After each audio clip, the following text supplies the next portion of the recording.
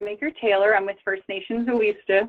Again, thank you for our rescheduling of this webinar. We were dealing with a spring blizzard here in Denver, which created some internet issues. That being said, welcome you all to How to Talk to Investors with Crystal Cornelius presenting. We're going to be looking at how native CDFIs can access investment and speak with investors on types of investment, challenges, strategies, things to consider, what to discuss, interpersonal tips, and relationship building. This is you reach out to investors about different opportunities or find yourself at networking events with potential investors.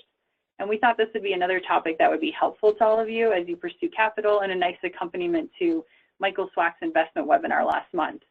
We also feel this webinar will be helpful as we prepare for the convening in May, where there's going to be a networking session with potential funders. So this webinar is the 6th webinar in a monthly series as part of the Native CDFI Capital Access Initiative some of you are participating in, which is funded by the Northwest Area Foundation.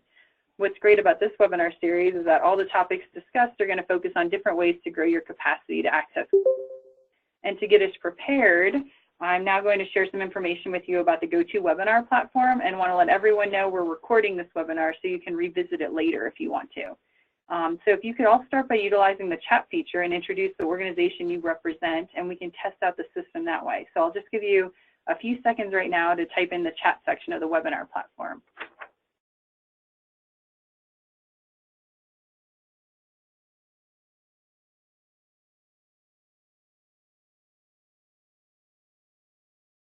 Okay. And if you guys could just give you a couple more seconds to type into the chat box. Oh, and I see a couple of questions.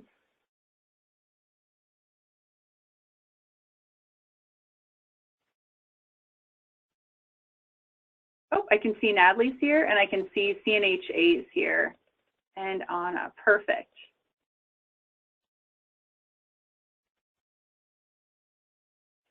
Okay. And the chat function should be on the little box that you have. I see a question about where the chat box is. And I'm seeing we're having some issues seeing it.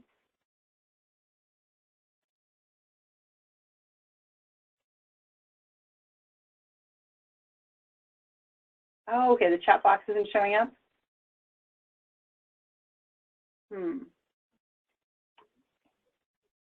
Just give us 1 second and we'll get that sorted so that the chat box pops up, okay?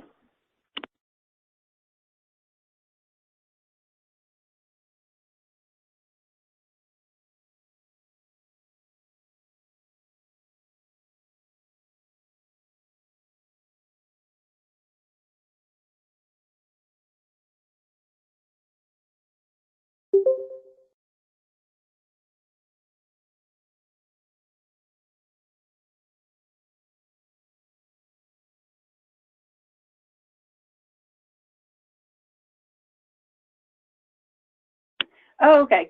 Just use the questions box that pops up, not the chat box, so we should all be good.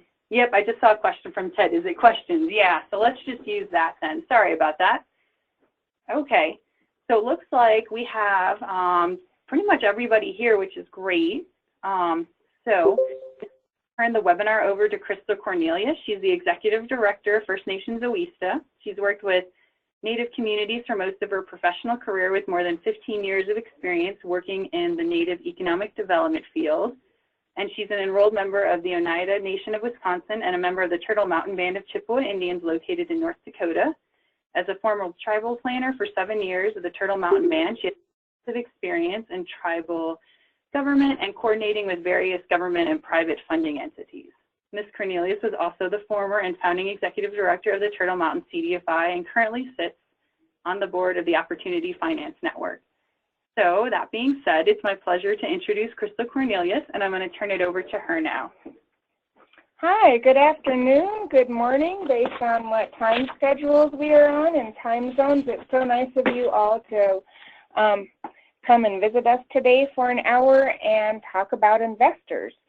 So one thing that we are initially going to be speaking of, kind of a brief overview on what Heather just spoke of, this isn't going to be quite a webinar as you were presented with Michael Swack insofar as technical. This is more so really going to be geared on how to speak to investors, how Native communities can really participate within this realm and this field. And one thing that we do find is CDFIs at large throughout the nation, not necessarily Native CDFIs, have been using private investments to build their portfolio since the inception of the CDFI fund over 20 years ago.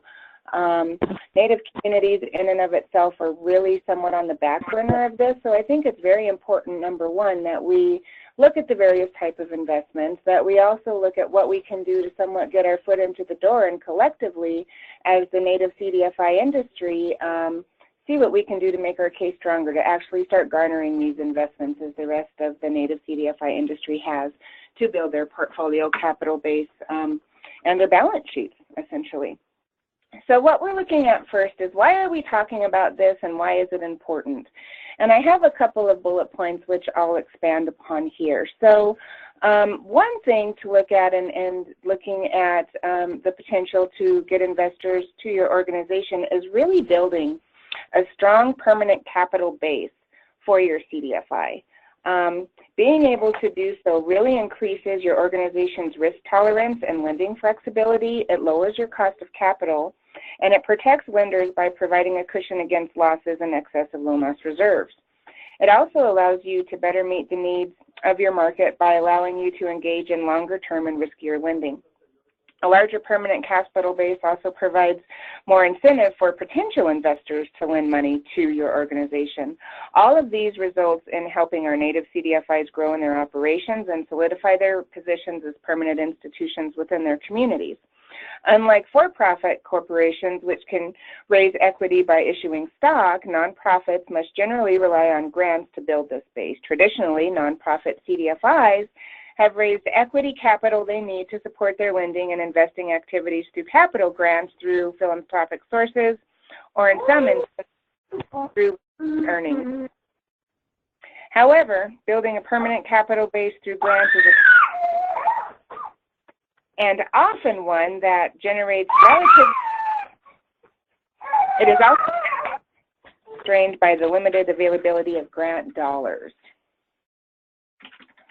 So that being the case, one thing to look at, and again, back to the original slide, we have very uncertain federal funding sources and allocations. And we know as Native communities and working within Native communities, specifically looking at the grant funding sources that particularly pinpoint rural communities, they're really far and few between. So with that, I'll give an example.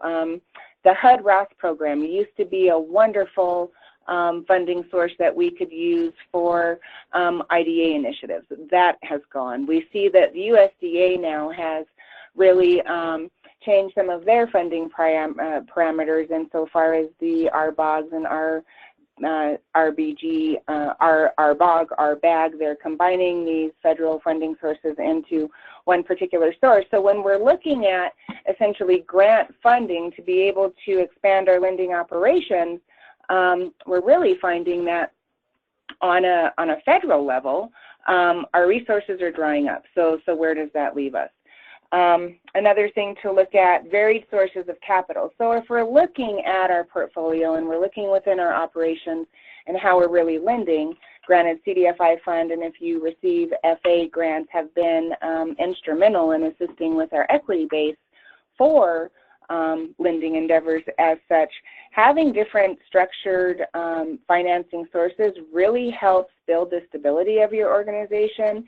It can help you generate additional revenue, as well as getting a foot into the door in one aspect or another to help you build upon existing relationships and hopefully garner further investments in the future.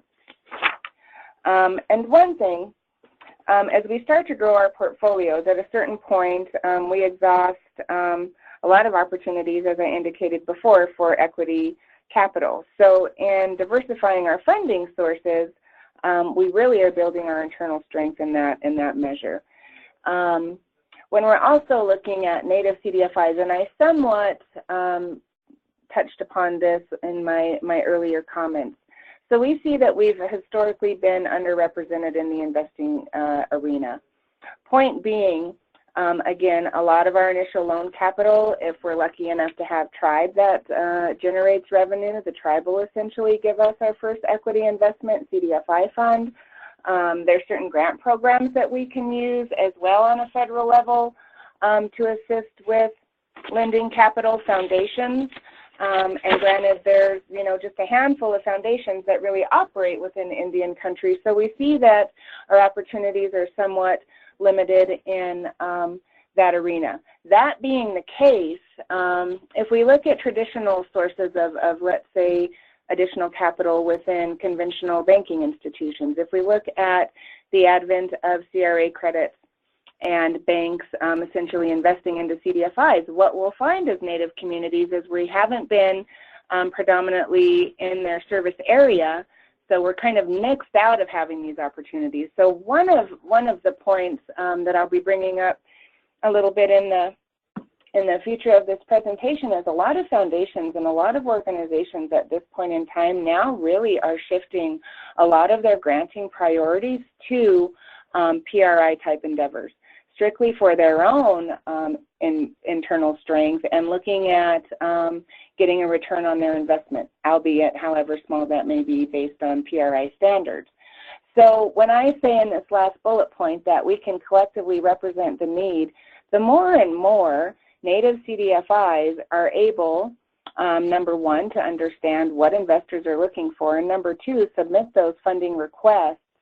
And I don't think that as a field and as an industry per se as a whole, they've heard a lot from us in this regard, quote unquote, as in Native CDFIs. I don't think, for instance, Wells Fargo is being inundated with PRI requests, or Citibank, or some of the larger banking institutions that offer these type of services. And there's reasons why we're not being included within these endeavors. But I think it's a very strong case collectively that the more we get out there, the more we reach out, and the more we start touching and really being engaged within this realm, collectively we can show our need to where I think within the next couple of years we may see our complete a complete change within the industry and our balance sheet structure insofar as being able to gain further investments.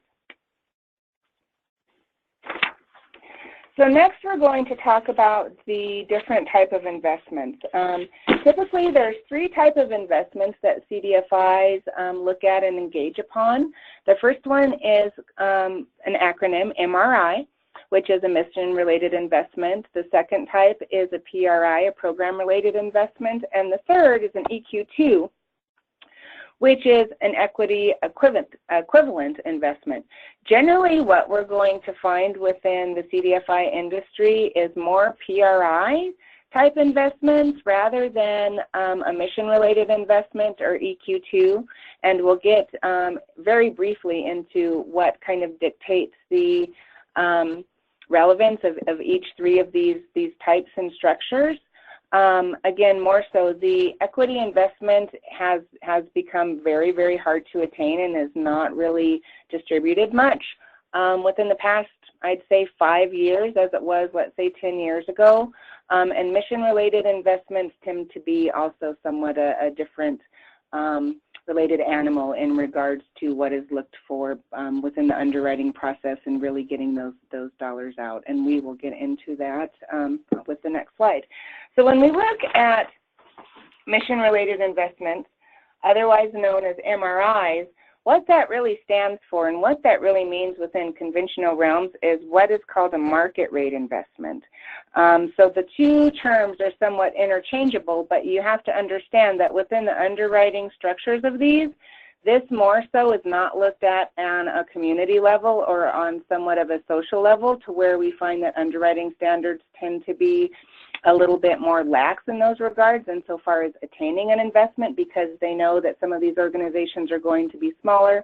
They may not have the financial strength and not necessarily stability, but having 3, 5, 10 years of operational data to provide as part of the underwriting process. So when we look at mission-related investments or market rate investments, we're going to find that this is fundamentally a financial investment, more so, again, underwritten in very strict standards and guidelines. Then we look more so at the PRIs and equity investments.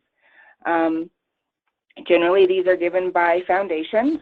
They expect a return on their investment. So what we're finding generally is after an initial turn, they're most likely not going to be renewed. They'll expect a full balloon payment at the end of the market rate investment, as well as having a higher interest rate, generally within 5 to 7% than the PRIs, which are generally much, much lower.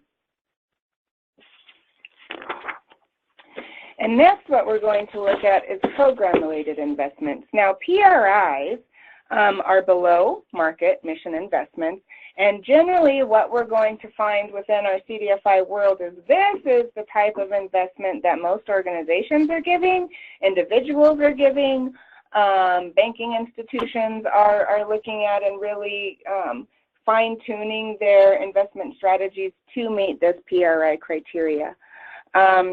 So below market investments are made to achieve program or mission objectives. So what they're really looking at is a double bottom line sometimes, or a triple bottom line. So when we talk about these double, triple bottom lines, I'm sure you're all aware of what they are, but I will just give a brief explanation. So a double bottom line is essentially going to be they're going to want to see a financial return, and there's some sort of social aspect that is really driving their desire to invest. A triple bottom line will again be a financial gain, a social gain, and an environmental gain. So this is somewhat new when people are talking about a triple bottom line. I would say within the last decade or so, with really looking at renewable energy sources, wind farm development, solar panel, being able to rehab homes that are more economically and environmentally friendly. So triple bottom line will generally always encompass that environmental factor.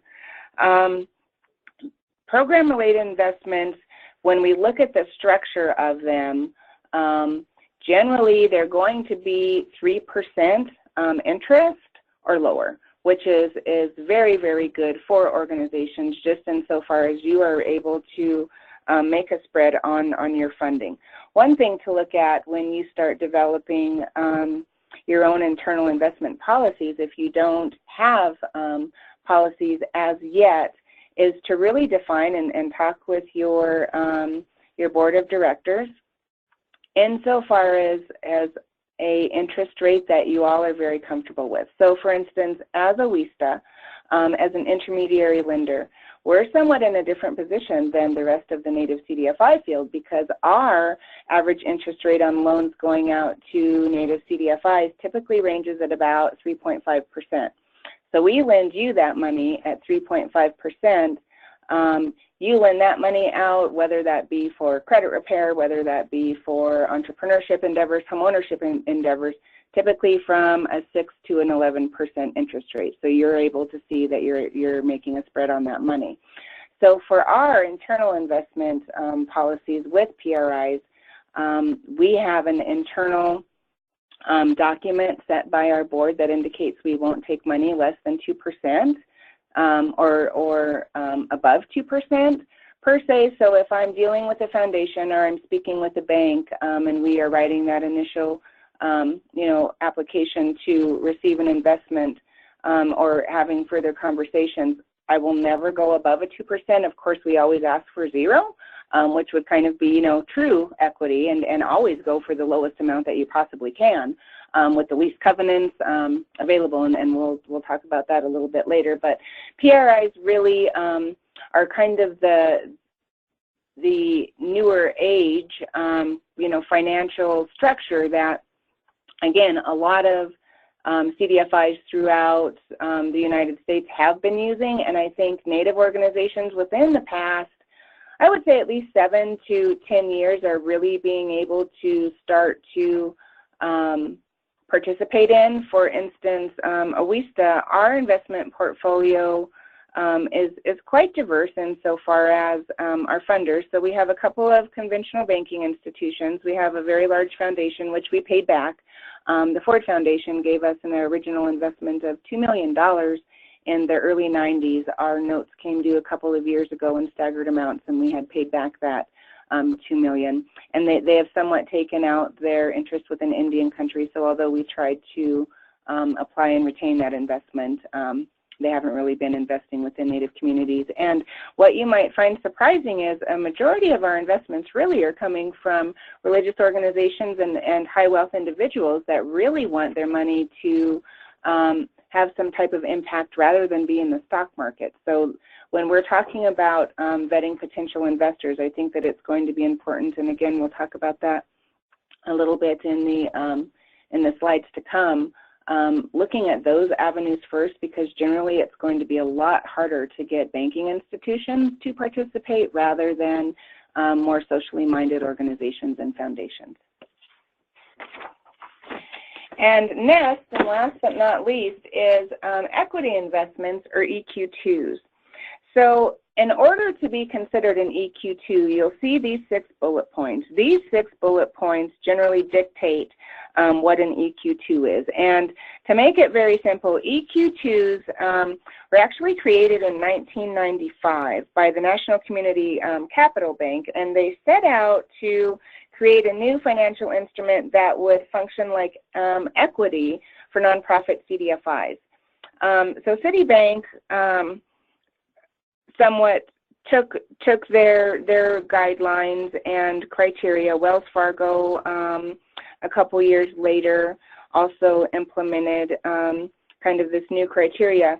So an equity equivalent investment, number one, is going to have a 0% interest rate, which is very favorable, and it's something that we would all be looking for. And then most important with an equity investment is generally when you start delving into the investment field for your organization, you're going to have to go through, a whole list of underwriting criteria on your financial status, on your internal ratios, on, of course, your community impact and mission A, B, C, D, E. So with this, a lot of investors, they're going to want to have a certain position on your assets that are going to guarantee your investment. So it's kind of the same thing if you look at when you're giving out your local loans, what type of collateral does this individual have? And, what percentage of collateral are we going to take, for lending out this money? So just switch that mindset to an investment mindset. The very cool thing about EQ2s is they take a subordinated position. So that means that any other investor that you have, if you have an EQ2 with an organization, and generally they happen, a few foundations do it, but mostly this is a banking endeavor, they will not take any position whatsoever within your collateral or your assets, and they will allow, in a worst case scenario, everybody else to be paid back first, and they're taking a last position on that loan. So with that, again, the 6 attributes of an EQ2. So they are carried as an investment on the investor's balance sheet in accordance with GAAP principles. It's a general obligation of the CDFI and is not secured by any of your CDFI's assets. It's fully subordinated to the right of repayment to all other CDFI's other creditors. So again, anybody else you owe money to will get paid back first, and they will take the last position on that. It does not give the investor the right to accelerate payments unless the CDFI ceases its normal operations, as in completely changing your mission or your line of business. It carries an interest rate that is not tied to any income, and generally, again, those interest rates are 0%. And it has a rolling term and therefore an indeterminate maturity. So one good thing also about EQ2s is organizations have been known to carry these and roll them over for decades. So at some point, you can still have a 15-year EQ2 and go on and roll over for another 15 years. Again, like I said, this has become very, very scarce type of investment in and of itself. Wells Fargo, to my knowledge, was one of the last organizations that was really offering an EQ2 product. But with that, and I'm sure you're all aware that they have just put out a new PRI investment and granting opportunity. From speaking with some of the heads of Wells Fargo, I think that that's going to take the predominance out of them issuing EQ2s at a further date, but I thought it was just important for you to know different type of investments. If we do happen to hear of additional banking organizations or foundations that are providing this, we will certainly provide that information. But at this point in time, to my knowledge, Wells Fargo was one of the last organizations providing this type of investment and has somewhat taken themselves out of that realm with their new, and I forget off the top of my head, their new capital initiative that they have, but it's essentially for disadvantaged communities. I know the first round they were looking predominantly at African American communities, but Native communities certainly fit within that realm. And for your information as well, the next application due date for that particular funding round, which is a PRI and a 10% grant to accompany it, is due, I believe, like May 9th. The Community Innovation Fund, or I forget the name, but we'll send out that link and a reminder. So this may be a good time for you to somewhat get your feet wet and see if you hadn't already applied to try to gain a investment from Wells Fargo under that endeavor.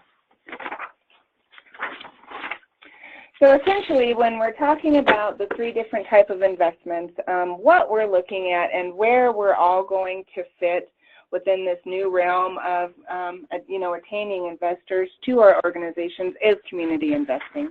So again, with community investing, this is what we do each and every day, and this is what really I think is going to set us apart and makes us very special and beloved in the eyes of our investors in and of itself. So we really are building up our communities. We really are creating private sector economies and opportunities that a lot of our tribal members, based on our location, based on the quote-unquote scariness of Indian country and investing within Indian country, we often are the only organizations that really are directly investing in our people, both within a development service provider type of capacity, as well as, most importantly, well, maybe not most, able to accompany that with capital to build individual and our community assets. So in looking at community investing, with that, all of the investing and the lending that we are doing on our local levels are meeting this criteria, which, again, it's easier said than done to be able to attract the interest of investors, but we do meet all of their prerequisites insofar as what they're looking for in regards to investing within disadvantaged communities. So one thing to look at is challenges, and as I alluded to earlier within the presentation is CDFIs, and now we know we have 990 and we've got 70 certified CDFIs. I'd say another 35 emerging that we're aware of that are working towards certification. The vast majority of the CDFI industry has been using investors to build up their balance sheet, build up their lending capacity from the inception of CDFIs, quote unquote, coming to existence under the Department of Treasury. One thing to look at, and one thing that is very interesting within just the confines of why is it so hard to get investors within our communities. So what we took to do in 2012, we released a study, and it was called Snapshot 2012, Native CDFIs in the Capital Access Challenge. So Elisa wanted to do a couple of things with this report. First of all, it had never been documented on a Native CDFI platform, the unmet capital demand that we were not able to meet within our industry in and of itself. So one thing about our communities, and Native communities in particular, and I think this is, akin to Native CDFIs, but tribal programs as well, is we're very adept and very skilled at telling our stories. And sometimes we have problems just insofar as so very busy doing so many things, collecting that data that's really needed to show and define our need for funding applications, for investors, A, B, C, D, E, whatever it may be. So one of the intents when we started initiating this study, we surveyed all of the native CDFIs in the industry at the time. Out of 71 certified CDFIs, we had 59 responses back. So that was actually pretty phenomenal insofar as the data we were able to collect. And what we also did on a separate point, so number one and two, we wanted to look at what was the unmet capital demand for our native communities. What would happen if we had this capital and the community and economic changes we could see within tribal communities in and of itself. And then number two, we surveyed a mass amount of larger banking institutions.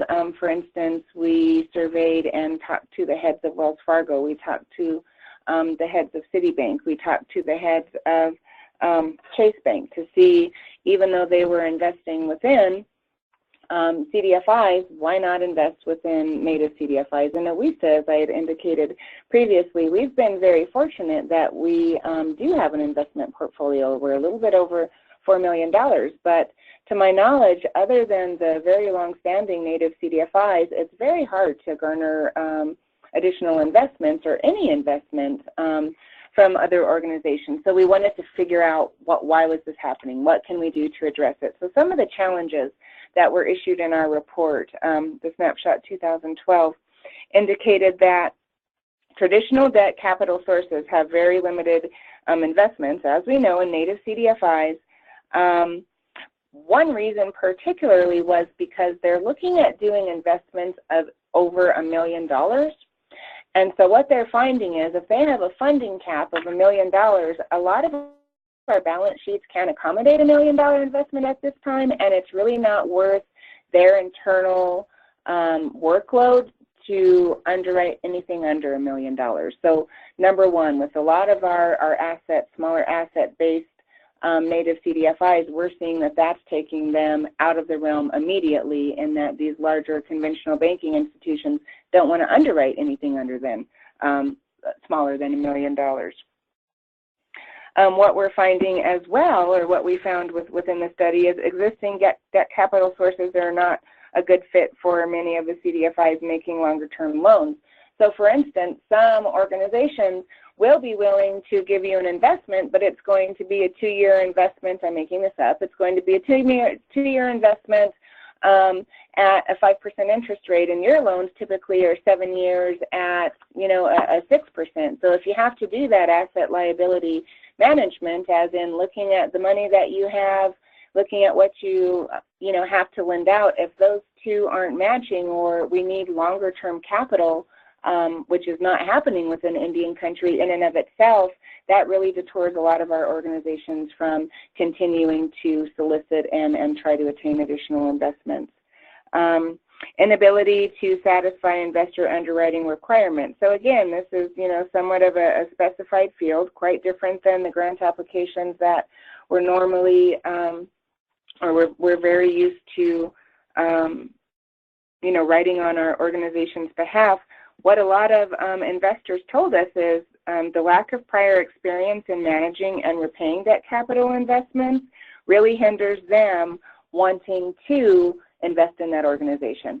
I think that's always been a very strong point of AWISA in and of itself, and that we have always been, and that is a major component of our business model, is to invest predominantly our lending capital in native CDFIs as intermediary lenders. So we have found that a lot of our loans to the longer standing organizations that we have on our portfolio, we often were the first debt investor in that organization. And based on either them paying us back or us renewing that loan, which we do quite often as well, really helped them attain additional investments. So investors are very leery to be the first one to invest in an organization. So I'd have to say on our part, that's where we have always felt very honored. And we believe in our organizations. We believe in our organizations because we know on a community level, and having worked on a community level, the entirety of my career, we believe in our people. They just need the opportunity and they need the education to make great strides. And those strides necessarily don't coincide with average society's concepts of success, but I think that's what makes us so special is, number one, looking at the cultural competency of what we do and giving adequate financial products to grow our individual and tribal capacity. So another thing that we're finding is within investor considerations, they like to have at least 10 to 15 years experience in key areas of portfolio performance, a complete turnover of your portfolio, capacity to collect and analyze data. And being that this is a relatively new field, a lot of our organizations don't have that tenure yet, and we're getting there. And again, our longer standing organizations, and we have a couple of those on the line today, CNHA, Lakota Funds, and I'm not sure if CNHA has debt capital. I know Lakota Funds has, and a lot of that has to do with just having the tenure, I believe, in your community. And granted, our CDFIs are getting there, but again, to meet these standards by conventional investors has been very difficult. They also are looking at least 3 years of audited financials.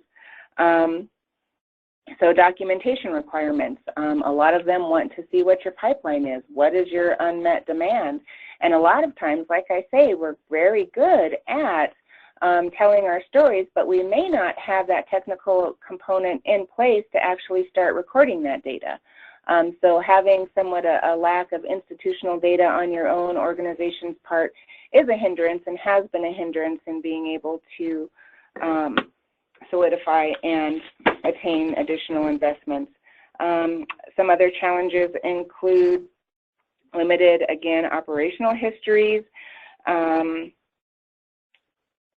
one thing to consider as well, and I touched on this just a little bit though, but in order to access debt capital and still maintain current interest rate spreads, many native CDFIs would need to increase rates charged to borrowers in order to meet that commitment of that particular investment. So again, that's something that would be very difficult, number one, on an operational level for local native CDFIs to implement based on the spread they would have to make based on the interest that the investors would be charging on a perceived investment.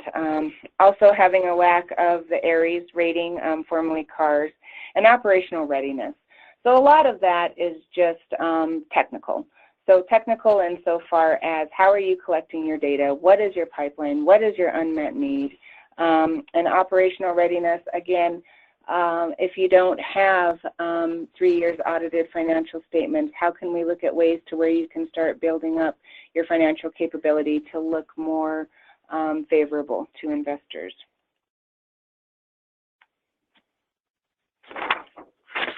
So how to strengthen your case? So in looking at how are we going to get an investment into our CDFI,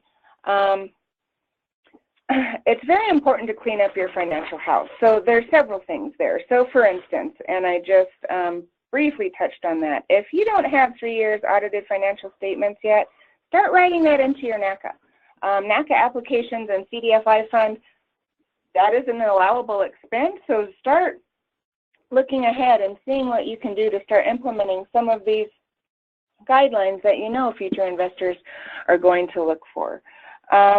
Number 2, begin developing an investment strategy. So when I'm talking about an investment strategy, there's a couple of things to look at here. So number 1, you need to see if you're even ready for investments, and we'll get into that in just a moment. But when we're talking about an investment strategy, sometimes it's easier to go after the religious foundations or foundations itself rather than jumping in and trying to get the big $1 million from Wells Fargo or whatever be the case. And one thing that's very important to look at when you're developing your investment strategy, you kind of have to switch your mindset on how you are looking at these investments. So for instance, we're very grant-minded, like-minded organizations. So for grant dollars, we ask for the largest amount we can get, and if that's $100,000 less than was our original request, we're happy with that. It's really important to somewhat switch your mindset when looking at investing. It's a lot easier to ask for smaller amounts rather than the larger, and build up your credibility, number one, and build up the trust with that investor. So for instance, OISTA is always a wonderful resource for debt capital to help build a track record. Religious organizations are going to be more prone to give you an initial $5,000 investment, and that may not seem like much, but once that gets renewed, once you make your reporting requirements and financial requirements on time, investors do talk behind closed doors, so it's really going to help build a case and build your portfolio.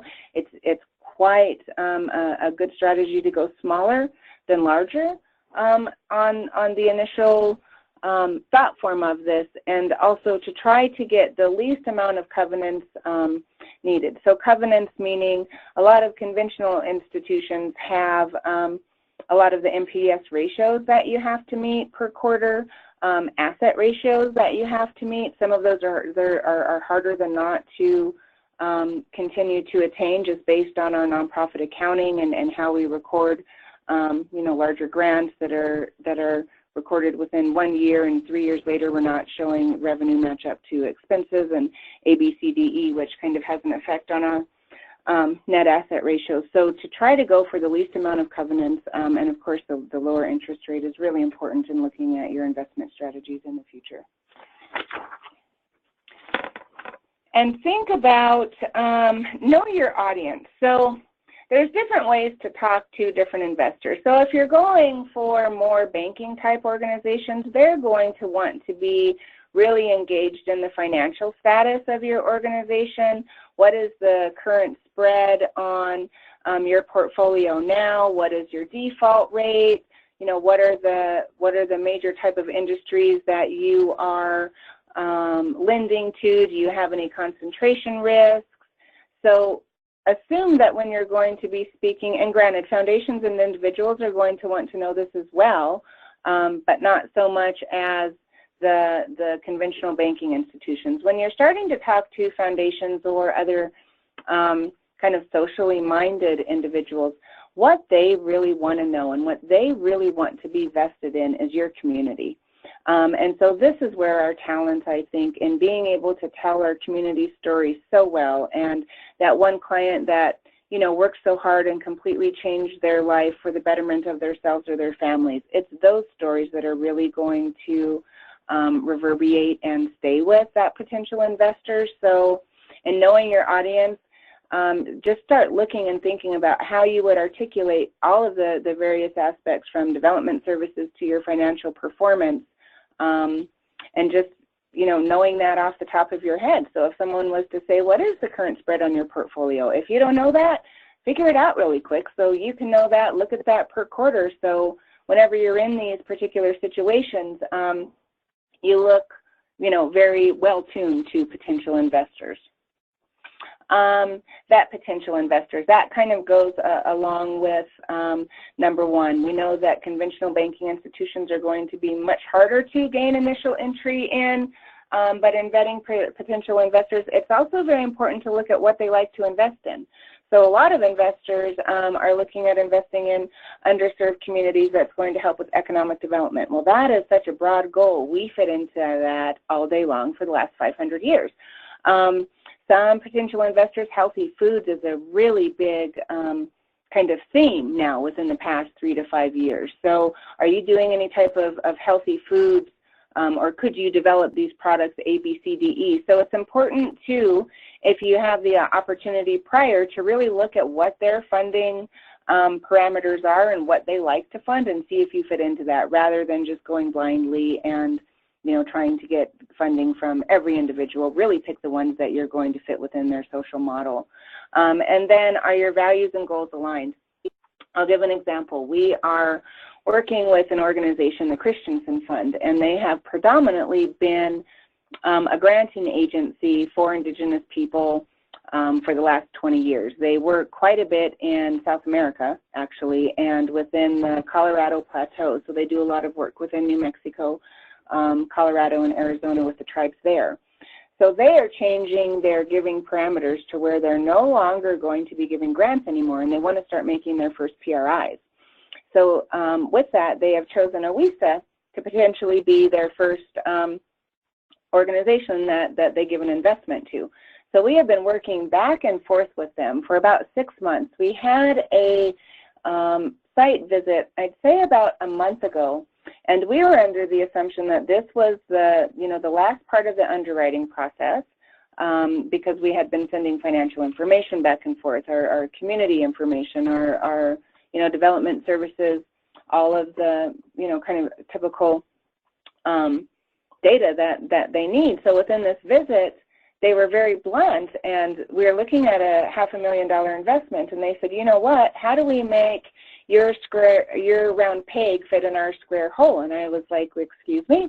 So what they wanted to do is they have very defined parameters on what they want to lend to. So number one, lending can only be within the Colorado Plateau region. Number two, a lot of their granting goals have to do with a lot of food sovereignty issues, which we could certainly lend to, and a lot of like biodiversity and like solar panel, green energy type of endeavors. Well, with that, we don't necessarily have lending products that do that. By limiting this investment particularly to this region in which we don't have a lot of CDFIs operating in that measure, we're really to a point now to where we're still having this conversation, but this may be money that I have to turn away because it's going to be way too difficult for us, number one, to abide by those restrictions that they're putting on us and be able to get the funding out in a manner to where, if we're paying money for this money, you really need to deploy it as soon as you can so that, you're not losing revenue in this regard. So that's somewhat an example of keeping your goals aligned. So with this, make sure that, everybody is on the same page, and there may be times when the restrictions are just too great that it's not worth taking this funding. And generally, just so you know, you try to get 100% unrestricted. Insofar as what it's restricted to what your mission is, but based on, location or a specific, type of lending endeavor. So an investor wants you to only lend to home rehab loans and you have a greater need for mortgages. You don't really want to restrict yourself in that regard. So next, what do investors want to hear? So what information should you have on hand? It's always helpful to show an annual report or some type of internal document that highlights your work and your borrowers. For those investors that are interested in Indian country, while your financial performance is going to be very pertinent, these investors are looking at having a hand at reshaping and bettering your community. That's where the true interest is going to lie. So think about what stories you can tell them that will touch them on a human level. And I think all of us have experienced this, whether personally or with our organization. And just as being, Native American people, I find that, interest in Native community ebbs and flows. So there'll be times within, funding realms, funding years that all kinds of individuals, organizations, really are engaged in Indian country and really want to try to do something for the first time, and they don't know how. And then there'll be, basic, financial deserts to where you can't get anybody engaged, and then who knows what happens. Hollywood comes out with a new movie, or, there's so many extenuating circumstances. But again, we don't have this, constant level of interest. So at the times when we are going to have this interest, they're very, very interested in our communities and what are we doing that's changing. And they're used to being solicited, all the time. So really think about, what is it about what you do that makes your work special? What is that one client that really touched your heart? And we know how hard our work is. That makes it easier to get up every day and fight that fight against, the poverty that we have to deal with. Within politics if we have to deal with, you know, uneasy politics with our tribal council or what be it, but really think about what motivates you, because I think one thing that makes us so incredibly special, number one, we're starting these organizations on a community level with our community members that understand our community. That's quite different than when we look at urban organizations and just the context of society in that regard. We have our core native values, and granted each tribe is different, but that's something that we live with every single day. That's something that we walk, talk, and breathe. There's no way out of that. That's something we were granted, you know, luckily by our ancestors, and we're carrying on those traditions. So I think being very, very genuine in that respect is really what investors are looking for, and what they're looking to invest in. How to talk and present yourself. One thing, you know, don't try to be anything but yourself, because investors really will see right through it. You have to remember program officers and investment managers are used to being solicited as part of their daily grind. And I find that if you're truly sincere and who are genuine in our intent to help our communities, which we all are, because we know it's certainly not, you know, we're not paid, you know, $100,000 a year to do these jobs. It's not the salary that's, you know, getting us up every day to do this. Or I'm not saying that money is a driving force, but you understand where I'm coming from there. They really want you to be genuine, and you really don't have to worry about being a salesman. And I think they see right through that. It's really not required. And it's also important to note that if a particular organization doesn't really seem interested, or, you know, they're a little bit leery of Indian country, or it's a little bit outside of their mission, always be incredibly polite, not that you wouldn't, but take a further step and ask them if they happen to know any other organizations that, you know, their mission might fit what you're looking for, or if they happen to be out and about in the world in places to where you're not going to have the accessibility to mention you as in your organization and demonstrate the need. So it's important if they say no, that doesn't mean that they may not know individuals who are willing to help, or you can continue to facilitate a relationship in the future on that level. Start documenting your need. That's a very, very important aspect of this, insofar as being able to garner investments. So for instance, for those of you that have loans that come to the door which are too large to fund based on your internal lending capacity. So for instance, if you have a policy that says you can't give a loan more than 40% of your existing loan capital, somebody comes in and they need $200,000 because they want to start a movie theater and it's going to be brand new infrastructure along with the equipment and working capital and the whole 9 yards. Typically what you're going to do with too large of those requests is say, you know what, we really can't do that. Maybe we can look at a participation loan, build up your credit, see, you know, if we can partner with the bank or all of the other aspects. But you typically tend not to document that need because you know it's outside of your realm of capitalization at that time. Start documenting all of that need, because one thing investors really like to see is, if I was to give you $1 million, what kind of impact am I going to have? So if you're able to say, you know what, you know, we lent $2 million out, we've got an undocumented need of, you know, $5 million with these type of industries. If you're able to pull up those numbers and those statistics, it's really going to help solidify your case and need for funding. So data collection is extremely imperative in just building yourself up to be ready to gain investments. Let's see. And again, oh no, you're fine. So what information should you have on hand, how to talk, start documenting your need, and different types of elevator speeches. So again, I think I touched on this briefly. There's a social aspect, and you'll know when you're, so for instance, when we have our investors convening coming up, we're going to have individuals from banks, from foundations, large foundations, smaller foundations.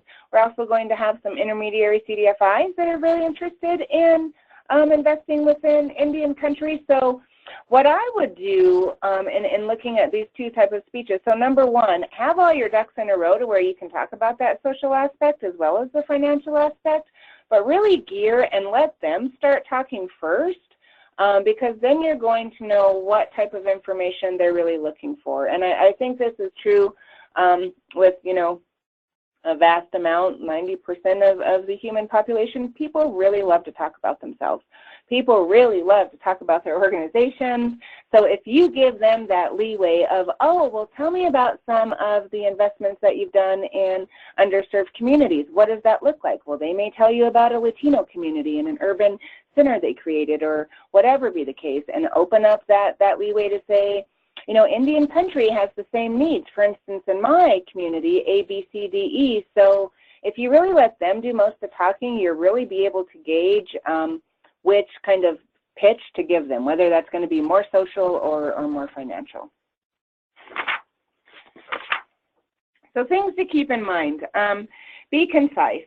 So meaning when you're, so we're going to have several different measures in which to start looking at investors, right? So that could be, number one, be concise when you're speaking with them if you have that opportunity. Number two, it's also a really good idea, try to come up with a one-pager. If you can come up with a one-pager documenting your need to investors, and you start doing like cold calls, but they're not going to be cold calls. So let me give you a for instance. FB Huron Foundation has decided to turn 90% of their assets into PRIs rather than giving grants anymore. This happened about 2 years ago. So they don't have funding deadlines per se, so it's rolling. So it's not like, oh, FB Huron Foundation is looking for applications due March 30th for their new PRI program. They're open all the time, and you submit that letter of intent. So develop a letter of intent that you can start just kind of using as your cold call / mailing type of document to, number one, assess your need. Let them know that you're interested in getting an investment and making that, you know, initial ask. And it doesn't have to necessarily be, I am asking for, you know, $1 million for 10 years at a 0% interest rate. You don't have to be so concise within it, but more so letting them know about your organization, your history, your financial performance, and, you know, you would like to have further conversations on what would be the opportunity for that organization investing in your particular native CDFI. Always follow up. So if you meet an investor or you reach out like I initially was just talking about via a letter of intent, always follow up. If the program officer gets back and says, you know what, we're going to look at this next quarter, we're already full, give them a nice thank you note. Try to follow up at least on a quarterly basis, just wondering how you're doing. Try to make a personal connection if at all possible. Telephone works much better than mail if you're able to, you know, speak with them directly and try to find some kind of leverage on a personal level to where you can connect with them. Listen. So again, let them talk first, and with you being able to listen on what they're really looking for, you'll know how to design your future, whether that be proposal or even remarks in garnering their further interest. And remember that you're cultivating a relationship. So the money is not going to come right away. Again, by following up every 6 months. And you know what's a good idea too, if you haven't started yet, start compiling success stories of your lenders. If you can have a little tab on your website that has success stories, and it can just be a picture, you know, in a couple paragraphs or something.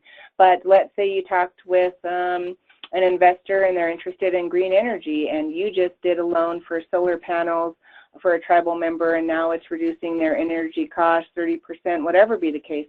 Send them that little clip of the press release, and, you know, keep that communication open. And marketing materials, that's very important. And I believe we're going to have a webinar coming up in the near future, April 12th, on developing a pitch book, what should be in that pitch book.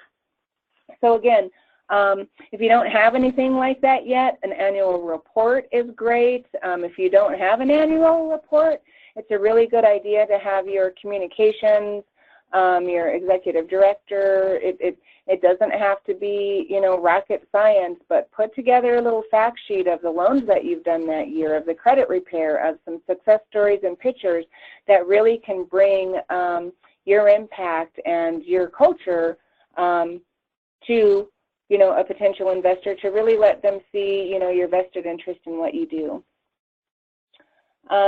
Be literate in your challenges. So we know Native communities have quite a bit of challenges and obstacles. I think one of the most endearing aspects of our culture is our perseverance. 500 years, we're still here. Native CDFIs, 1999 we had 2.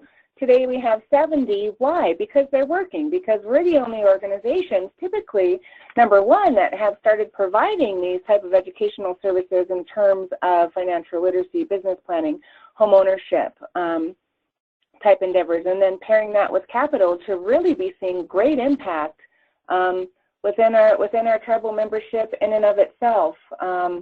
Literate in your challenges. If you've got a severely dysfunctional tribal council, and some do, some don't, you know, you can talk about your challenges within governance, but of course don't let them know all of the horror stories, because that's just going to, you know, scare them away. So when I'm saying be literate in your challenges, and we're going to get to this next, you know, platform, what not to do. Be literal in it, but don't put yourself on a poverty platform or make it to where it's so pitiful and sad that nobody would even want to step foot, you know, there, because the challenges are so immense to overcome, which at times I know sometimes it feels like they are, and that's what makes us such a beautiful people and beautiful industry, is that we keep persevering and keeping on. But be a little delicate in that, but be honest in it with it as well. Things investors ask for in underwriting. So again, you're going to find quite a bit, and it's going to be quite different. So if you're going for a conventional banking institution, PRI, they are going to go through every aspect. It's going to be more heavily financially driven, based on your audits, based on revenue, based on assets, unrestricted net assets, rather than your community impact. If you're going for foundations, of course, financial status is very important. Religious organizations and individuals, they really are going to be more focused on how you're helping serve these underserved communities than the financial aspect of it. So things that investors ask are going to be quite different based on the type of investor. So again, conventional banking institutions much more driven on the financial side, and much more socially driven with the religious investors and private investors. Things to keep in mind, begin a conversation. I know it's really, really hard to, you know, just step up to somebody and say, hey, and it makes us feel like that salesman, which is very uncomfortable for a majority of us. But sometimes you just have to be a little bit brave and say, hi, I am Crystal from Owista, and I've heard that you are looking at, you know, changing some parameters, and, you know, you're going to start PRIs. Have you ever thought about investing in Indian country? Like, sometimes you just have to be brave. And at the end of the day, it's always really important to remember that the worst anything or anybody can say is no, and that's okay.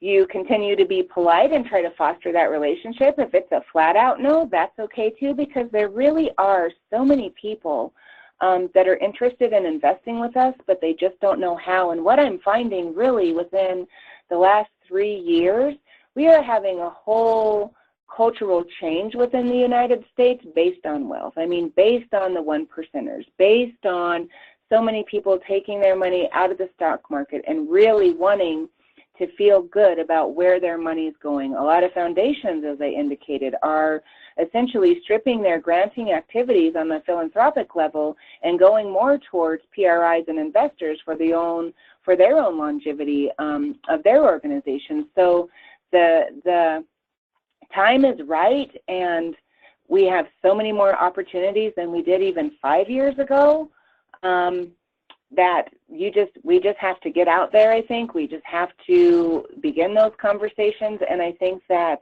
really within the next 5 years, we're going to see a complete change within the financial structure internally of our native CDFIs and having the ability to attract long-term investors. So I think that's very exciting. And again, things to keep in mind.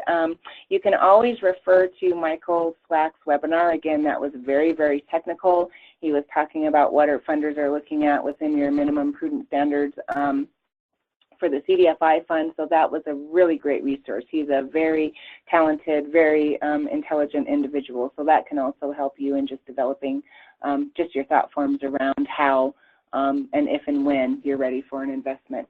So caution, are you ready for investment capital? One thing to look at when you are thinking about investors, so first and foremost, do you have a pipeline for it? If you are initially starting out your organization, sometimes that's not a good idea within the first 2 to 3 years to start soliciting for debt capital.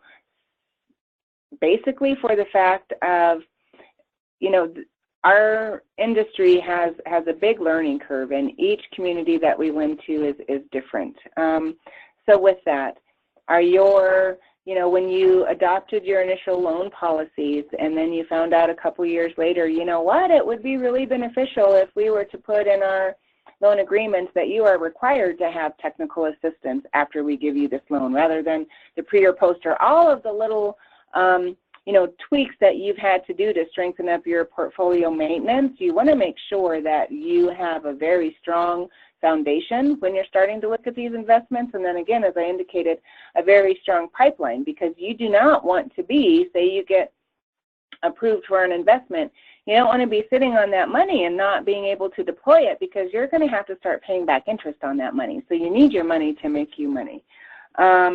Again, think about asset management. So one of the hindrances we found is a lot of people that are willing to invest want to do so for a very short term, and we have longer loans out. So is that really going to match? If you have a 3-year investment at 1% being used for a 5-year loan, that doesn't necessarily, you know, match in asset liability measures unless you've got some equity capital that you know that can complement that gap.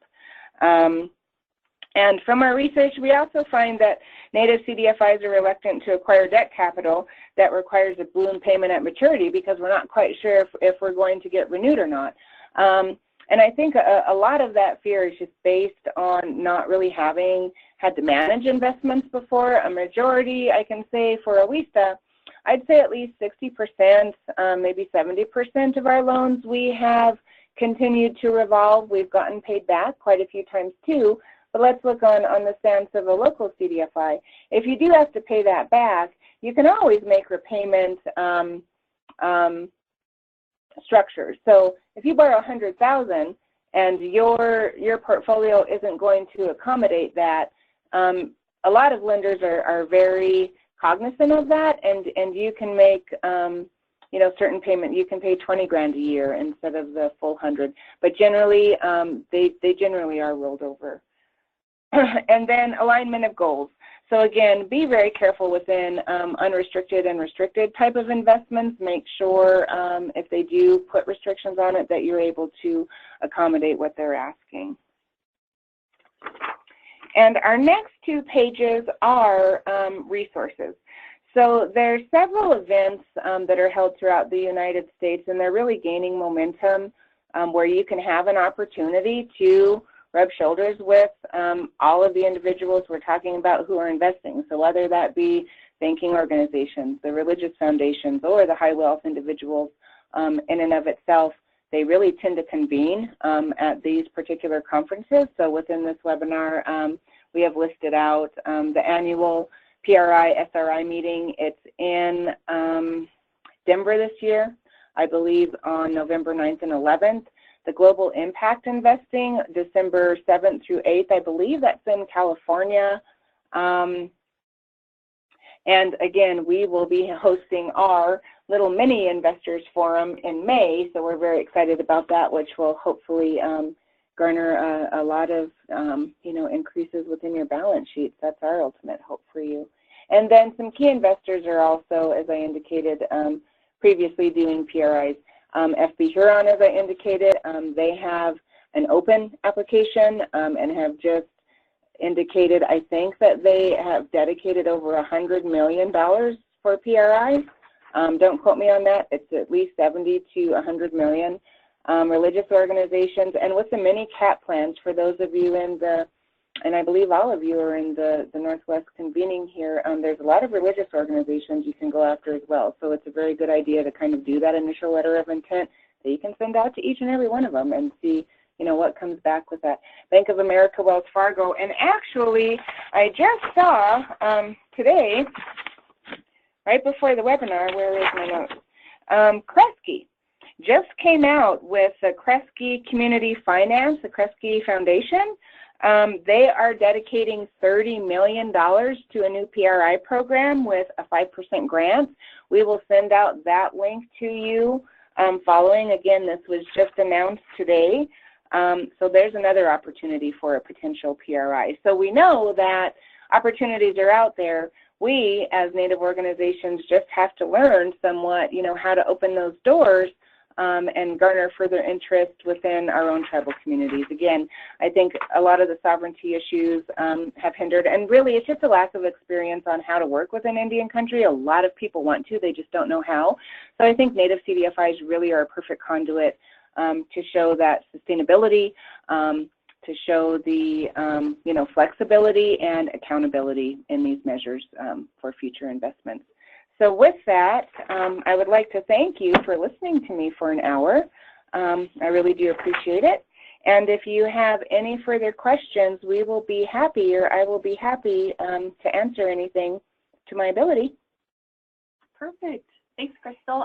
So if y'all have any questions now, feel free to shoot them on over. And if you don't, feel free to email either of us, and we'll make sure that we get back to you right away with any answers. That was a wonderful and very informative presentation, and thank you for everybody for participating. I hope we provided information that's going to be useful to you and your organization. And point out that there's a brief survey that should pop up when you close it, and please fill it out. It helps us track the series and make sure that we continue to improve. Also, like Crystal mentioned, next month's webinar is going to take place April 12th at noon. I'm going to be discussing developing a pitch book, and we're going to send out more information on that tomorrow. And this should also be really helpful as we prepare for the convening in St. Paul in May and the networking session with those potential funders and investors. We have to share right now, and have a wonderful rest of your day.